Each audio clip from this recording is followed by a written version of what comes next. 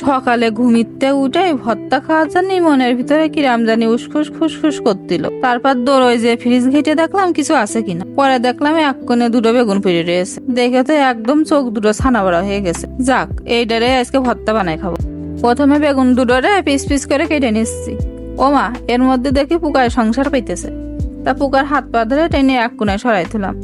তারপর বেগুনগুলোরে ভালো করে ধুয়ে নিচ্ছি। এবার দিয়ে দিচ্ছি একটুখানি লবণ, হলদির গুঁড়ো আর শুকনো চালের গুঁড়ো। এবার সবগুলো ভালো করে মাখাই নিলাম। তারপর কড়াইয়ের মধ্যে তেল ঢেলে দিয়ে সেই মাখানো বেগুনগুলো একে একে পাতায় দিলাম। এবার উল্টে পাল্টে বেশ একটু পুড়া পুড়া করে ভেজে উঠাই নিলাম। এবার সেই তেলের মধ্যে ফেলাই দিলাম এক মুঠখানি পেঁয়াজ কুচি। পেঁয়াজগুলো লাল লাল করে ভেজে উঠাই নিলাম। এবার একটুখানি লবণ দিয়ে বেগুনের গায়ের খোসাগুলো উঠাই নিয়ে দিয়ে দিচ্ছি সেই পেঁয়াজের বেরেস্তা।